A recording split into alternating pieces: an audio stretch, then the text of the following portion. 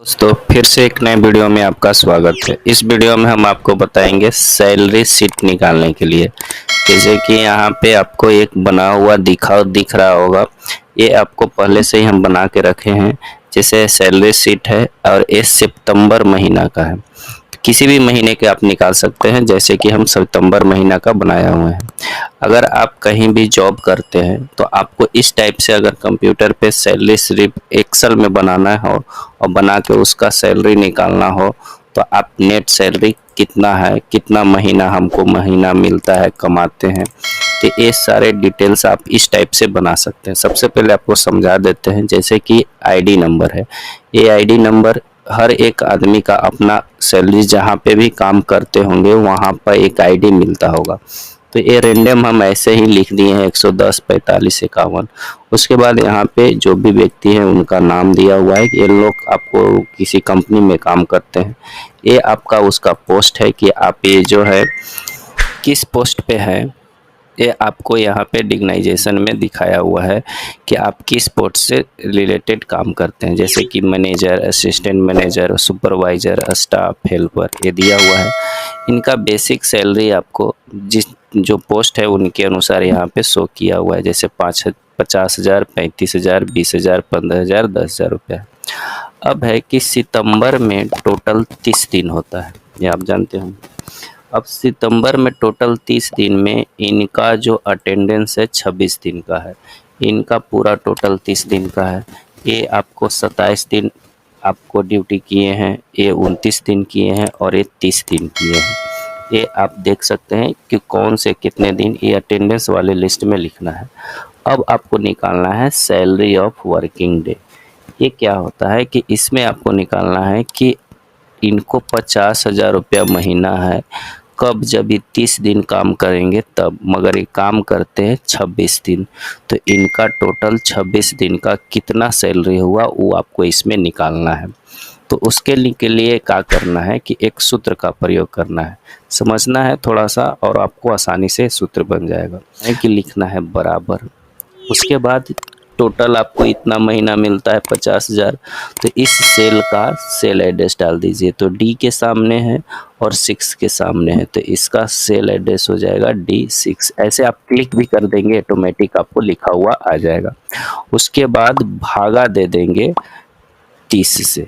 अब इसे भाग देने से आपको क्या होगा कि एक दिन का सैलरी निकल जाएगा, है कि नहीं। अब 30 दिन में 50,000 रुपया का आपका सैलरी है, तो एक दिन का सैलरी कितना हुआ ये आपको भागा से दे देंगे। उसके बाद उसमें गुना कर देना है जय दिन आप ड्यूटी किए हैं। तो ये ड्यूटी किए हैं 26 दिन, तो 26 दिन का सेल एड्रेस डाल दीजिए जिस सेल के सामने लिखा हुआ है। तो ई, उसके बाद 6, तो आप यहाँ पे टाइप कीजिए ई और 6। तो इससे आपको आ जाएगा कि टोटल 26 दिन में कितना रुपया कमाए।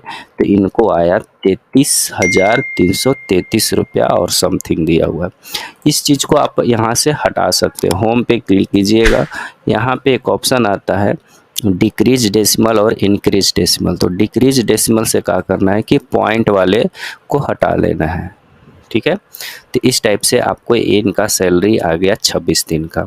अब है कि ओवर टाइम इन आवर, यहाँ पे दिया हुआ है कि ओवर टाइम ये कितने घंटे किए हैं। तो ये टोटल आपको 30 दिन में 25 घंटा ओवर टाइम किए हैं। मतलब है कि टोटल 8 घंटा का ड्यूटी है, ठीक है। तो 8 घंटा के अलावे भी ई प्रत्येक दिन हो सकता है, किसी दिन आपको 10 घंटा काम किए होंगे, किसी दिन 12 घंटा। तो इस तरह से 2 घंटा 3 घंटा जो ओवर टाइम ड्यूटी है टोटल मिला के इनको 25 घंटा हुआ, एक महीना का है। तो अब निकालना है कि ओवर टाइम का इनका पैसा कितना हुआ। आपको निकालना है ओवर टाइम। तो ओवर टाइम निकालने के लिए सबसे पहले देंगे इक्वल टू, उसके बाद टोटल कितना कमाते हैं 50,000 रुपया।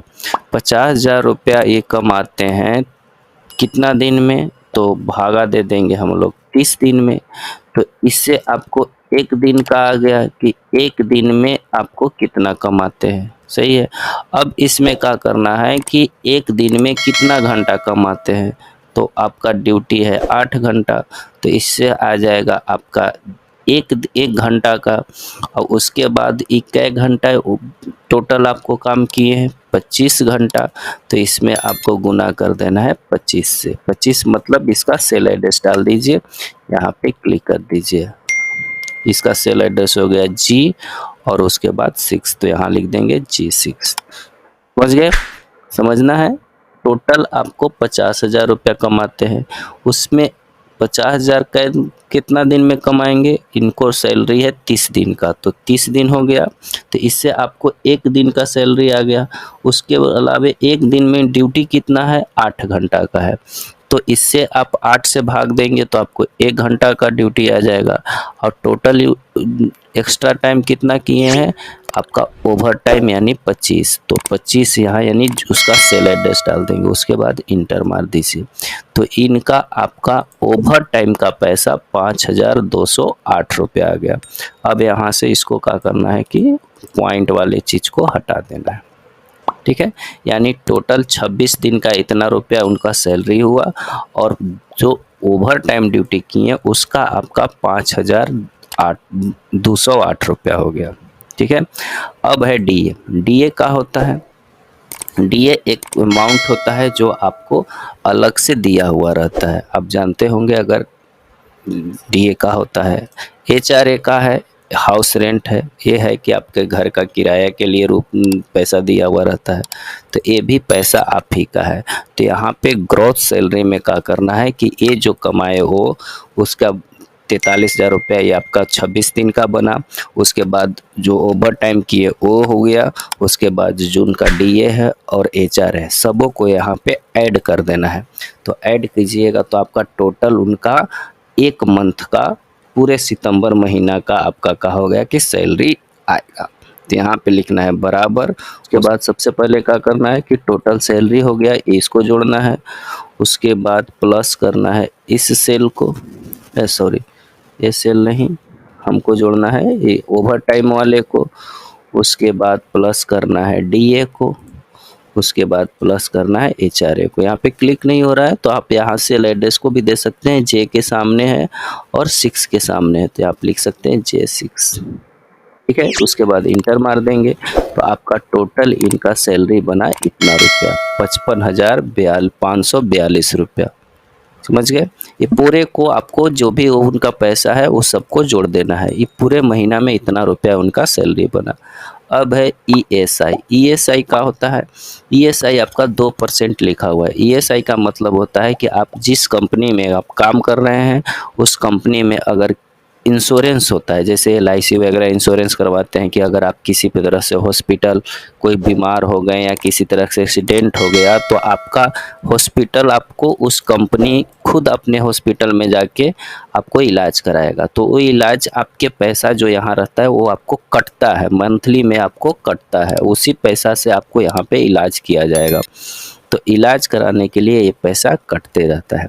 तो ये पैसा आपको कहाँ से कटेगा? जो आपका मंथली इनकम है जो आप यहाँ पे कमाते हैं उससे। तो इसका आपको क्या करना है कि यहाँ पे 2% निकाल लेना है। तो 2% निकालने के लिए क्या करेंगे कि बार लिखेंगे बराबर, उसके बाद ए वाला सेल का एड्रेस यानी 43,333 रुपया का कितना परसेंट आपको काटना है? ये 2%। तो 2 लिख के अब भागा दे देंगे 100 से, ये आपका इतना रुपया आपका कट जाता है, ठीक है। अब इसको हम लोग पॉइंट वाले को हटा देते हैं, यहाँ से हटा दीजिएगा। अब पीएफ का होता है। पीएफ तो आप जानते हैं जो आपका कटता है, ये पैसा आपको कब मिलेगा? जब आप उसमें ज्वाइन नौकरी को आप छोड़ते हैं या फिर किसी आप रिटायर हो गए हैं तो लास्ट में जो पैसा एक बार पूरा पैसा मिलता है कि रिटायरमेंट में आपको इतना पैसा मिलेगा, यही पैसा आपको दिया जाता है। तो इसके लिए भी आपको क्या करना है कि जो भी आपका पैसा है जो आप मंथली कमाते हैं उसका 8% आपको दिया हुआ है। यहाँ पे परसेंटेज चेंज भी हो सकता है, ये हम ऐसे ही रेंडम 2% और 8% दिए हुआ है। तो हम जो दिया हुआ है उसके अनुसार निकाल रहे हैं। तो जो भी आपका यहाँ पे कमा रहे हैं मंथ का, आपको 43,333 हुआ, उसका 8%, तो उतना गुने 8 भागा 100 ये आपको निकाल लेना है। तो इस तरह से आपको 3436 रुपया पीएफ कटा और इतना ये आपको हॉस्पिटल के लिए या फिर इंश्योरेंस के लिए आपको पैसा कटा। तो नेट सैलरी आखिर आपको हाथ में कितना महीना मिलेगा। तो नेट अमाउंट निकालने के लिए आपको टोटल सैलरी कितना महीना का बना, इतना रुपया का हुआ माइनस हो गया, इतना रुपया भी माइनस हो गया, तो बचा कितना, इतना। जो भी आपको निकालना है आपका नेट सैलरी माना जाएगा। तो आपको लिखना है इक्वल टू, उसके बाद टोटल ग्रॉस सैलरी, उसके बाद माइनस घटा देना है ये वाला पैसा, उसके बाद माइनस करना है इस वाले पैसे को, ठीक है। उसके बाद मार देना है इंटर। इस तरह से आपको 51,208 रुपया सैलरी मिला। समझ गए? अगर वीडियो अच्छा लगे तो एक लाइक करें, चैनल को सब्सक्राइब करें ताकि इस तरह का वीडियो और आपको लाते रहेंगे। Thank you so much.